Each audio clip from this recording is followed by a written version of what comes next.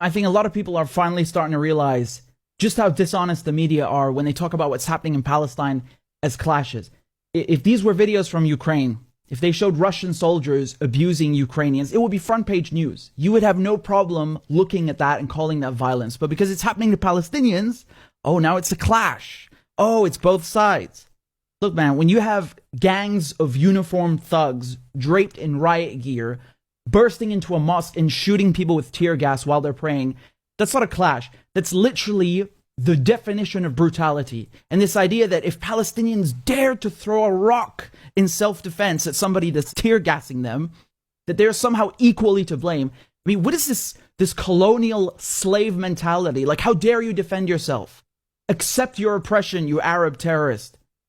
Man, I don't understand people who can sit there and watch an entire people being humiliated, subjugated, and ruthlessly oppressed every day by an occupying military force, and then attribute equal blame to unarmed Palestinian civilians. I mean, how morally bankrupt do you have to be to utter such a thing?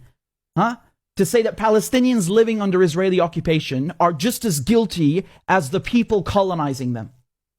And then they sell you this idea, this fairy tale that Israel's a democracy, while they're openly beating journalists, beating medics, beating worshippers, beating women. Where are all the Western feminists? You want to talk about women's rights, but when Palestinian women are being beaten in the street, suddenly you have nothing to say?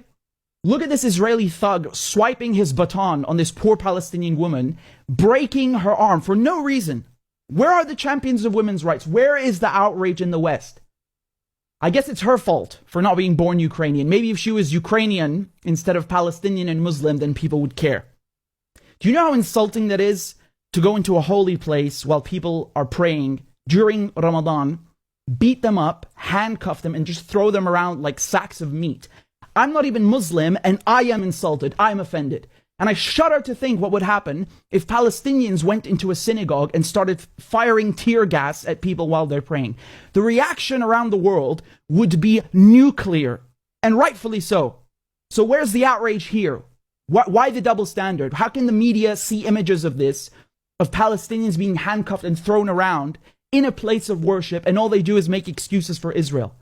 You know, that building, the Aqsa Mosque, has been there for over 1,000 years.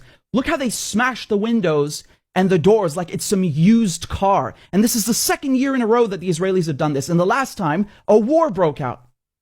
You know, Palestinians are living 2-3 generations as refugees on their own land. They have no state, they have no equal rights, no armed forces. And meanwhile, the Israelis have nuclear weapons, an air force, billions of dollars being bankrolled by the Americans, and they have the complete political backing of the Western media. And you call that a level playing field? There is nothing about this that is even remotely comparable. Anybody calling this a clash or going, oh, it's complicated, is either clueless or being dishonest. And the media, they always have these colorful, creative ways to avoid saying that Israel is occupying Palestine. Oh, it's both sides being violent. Oh, there are tensions because it's Easter and Passover and Ramadan coinciding. No. Get one thing straight. There are no tensions between Muslims and Christians and Jews. There are only tensions between colonizers and the colonized. Get that straight.